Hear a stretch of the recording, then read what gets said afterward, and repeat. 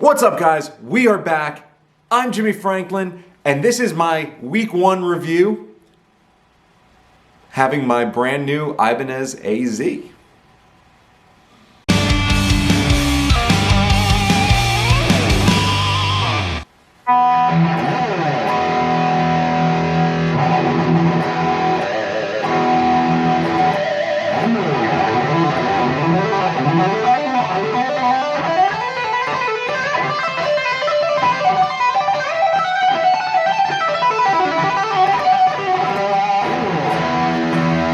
Okay, so check this out.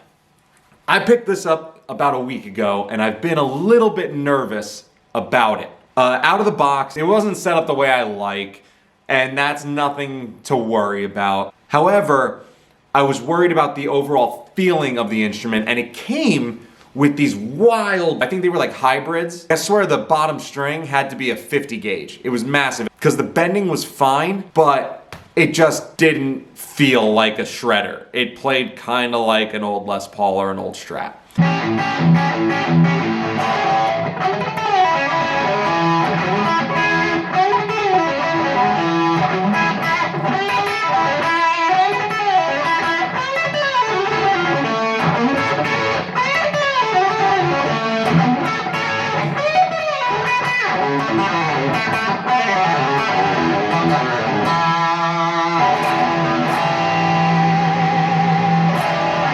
And that was alarming. And then I thought to myself, maybe this is what the kids like nowadays. And I was wrong. I was completely wrong. Got it set up, put some 9-gauge strings on it. I know, sacrilegious 9-gauge strings. It's an absolute monster. I can't contain the beast. It's incredible.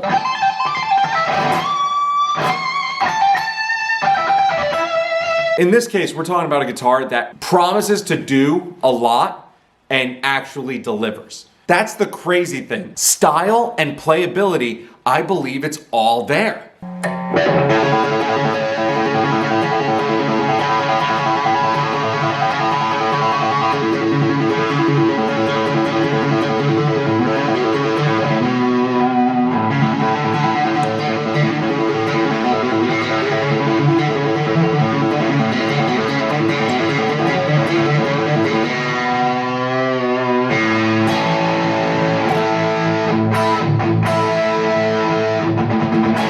You could see in the last video I was a bit nervous about a couple things towards the end. I'm definitely a lot more excited now than I was before.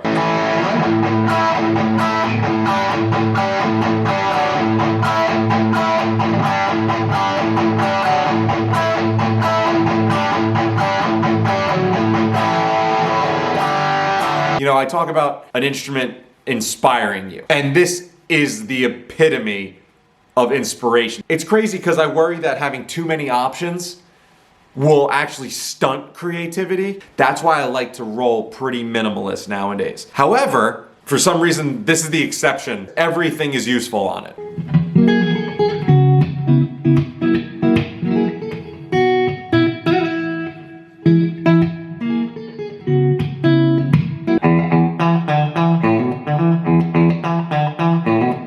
Everything. Specs. I'm gonna read off some of them that I might not remember. Oh, I can't stop looking at it. And the light is just making it look even better.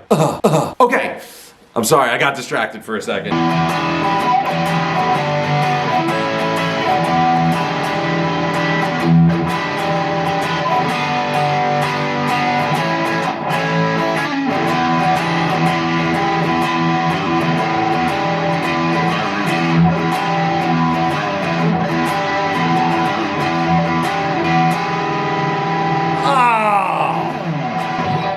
Wow. Absolutely wow.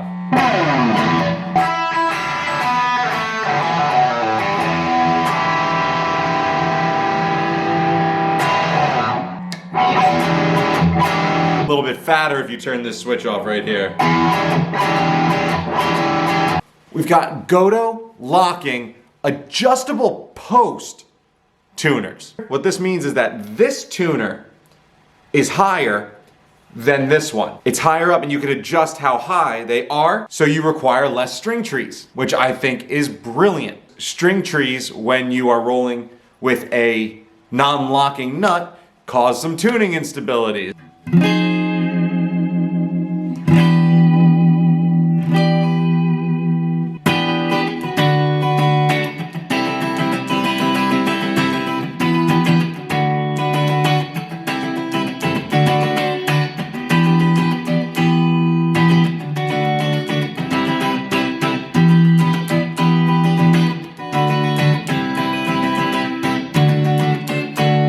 Only one string tree. Look at that. Beautiful 80s-esque Ibanez logo. I experience mild nostalgia when I see the logo because I have an old Ibanez from the 80s that has this style logo on it, actually. Hold on. Let me show off.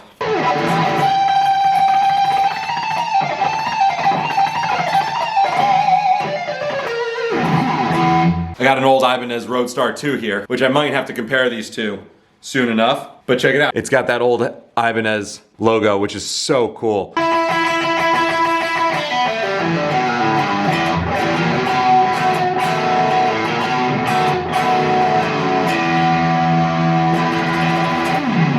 Now, the exact quote from the website about the nut. It is a oil impregnated bone nut. You know, I thought it was a little weird that I had to click 18 and older to get onto Ibanez's website. I think they could have phrased it better. I'm not sure how I feel about it yet. I've always had great luck with bone nuts. It does a great job so far, and I'm still not convinced that bone sounds better, but it comes with it, and I'm willing to try it out.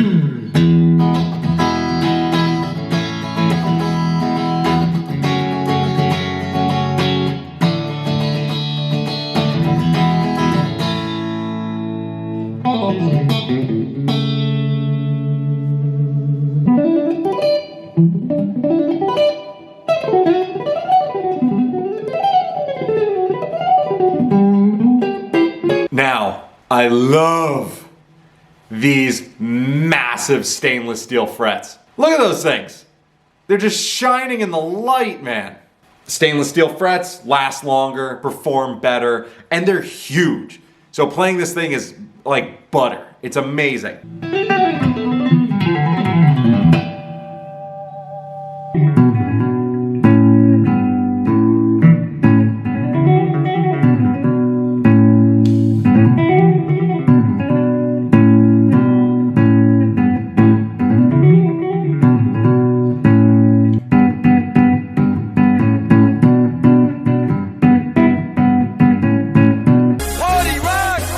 Now that being said, they all are on a pretty chunky Ibanez neck. Part of the reason I got this was because some of my other shred style guitars actually were putting my thumb in a very uncomfortable position because they were so thick. And I came from Les Pauls and Gibsons and everything like that. So this feels a little bit more at home. This is kind of my just right style neck right now.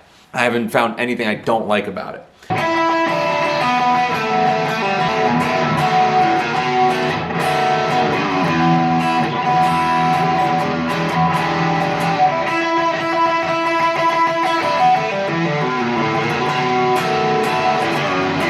The neck is this gorgeous roasted maple. It looks incredible. It smells amazing. And from what I understand, it performs well. The reason that they roast the neck is to take all the moisture out, making it insanely stable and making it a lot harder. In theory, it should be a better performing instrument for the gigging working musician, dealing with different climates. Say this, you know, if it's got to stay in a car overnight, which we all hate doing, but it's happened on the road, stuff like that.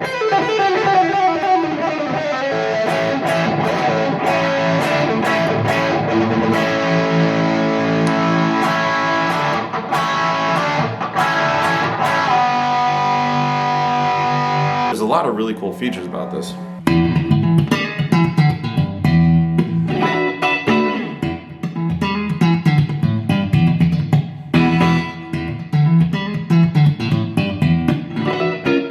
Side of the neck.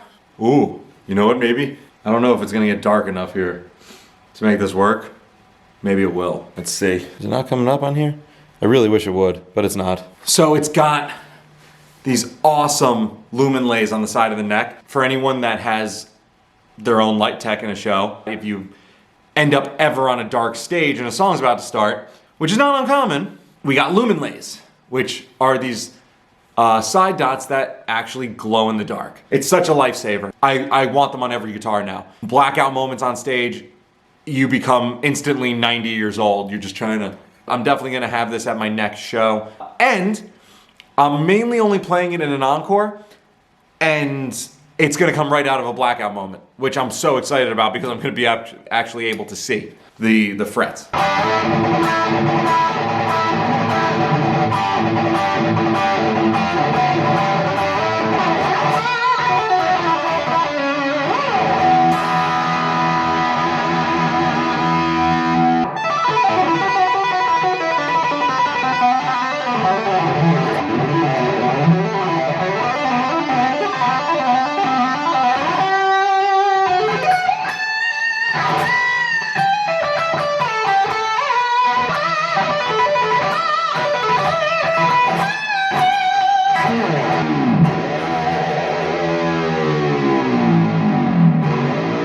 24 frets. And we've all heard what I think about 24 frets. Awesome. Some people complain that you can't really access the 24th fret that well. I don't have that issue. I've seen it online. I have not had that issue whatsoever about not being able to access the 24th fret. You know what I can access really well though? The 22nd fret. That is no problem. And guess what? That's what most of us just want anyway with a 24 fret guitar. All we really need is the 22nd fret access and a place to tap. A 24th fret to tap is way more important than having a 24th fret to actually play. There's like one song I could think of that I ever play that might require that fret. And it's the last note of I Believe in a Thing Called Love by The Darkness. And even then that'd be the best bet.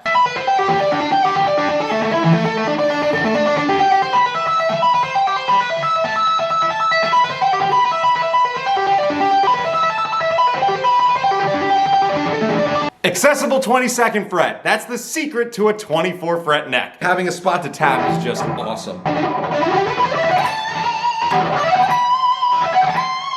Let's get to the awesome Hyperion pickups. These pickups are a Seymour Duncan design specifically for this guitar. Why does that matter to me so much? Because a lot of times they'll just kind of throw parts together for a new guitar. Any guitar company, no one in particular, they take a brand new body shape, brand new style, brand new tone woods, and they throw in their most popular pickup setup, i.e. Jackson and Charvel are the first one to throw a set of JBs and 59s in a guitar. Wonderful pickups, wonderful guitars. However, sometimes when you're messing with coil tapping and coil splitting, you kind of miss out on a lot of the potential kind of throwing in stock pickups. These being designed for this line were brilliant because every coil tap option is actually useful.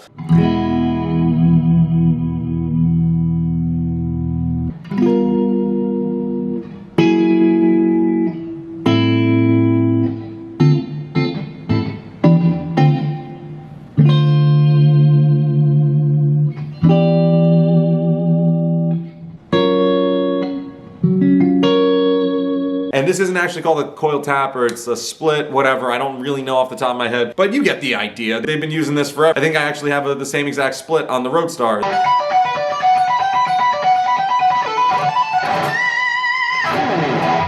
You don't have a lot of information about these pickups out there because they are only made for this line.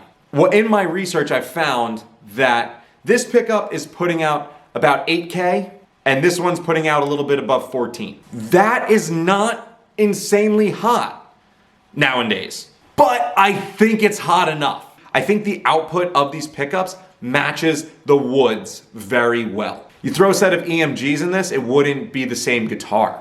In your middle position here, they're actually both fully on. As opposed to some brands that when they have a lot of coil options, they'll do just the outside, or they'll do just the inside, or they'll make some kind of configuration. In this case, it is both full humbuckers, and I love it.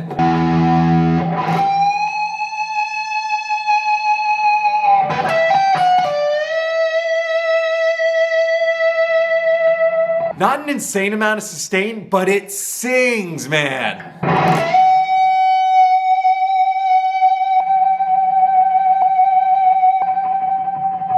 Okay, I take it back. It has an insane amount of sustain. And that comes from this awesome Alder body.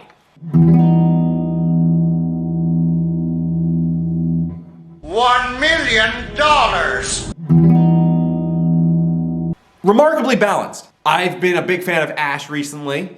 I was always a fan of mahogany. It's just too stressful to carry around, and it only does like 3 things really well. 2 out of those 3 things involve being in a recording studio. It's just so heavy. In this case, this is heavy, but it's not ridiculously, it's not unusable heavy. It makes you feel like something's over your shoulder, but not weighing you down.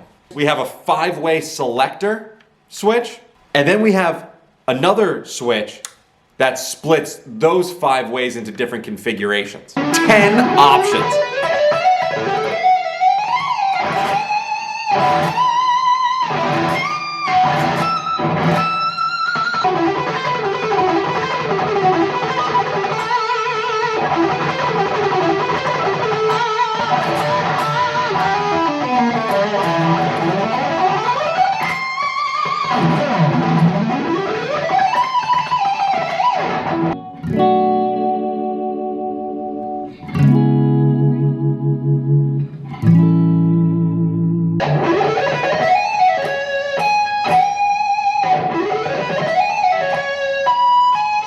Really, this guitar can and will do anything you want it to, but at the same time as it doing anything you want, it's not a replacement for anything. It's kind of its own breed. Will this guitar make you a better guitar player? No. Will it inspire you to want to get better? I think so. I'm the working class musician, Jimmy Franklin. Thank you so much as always. Let me make a dramatic exit.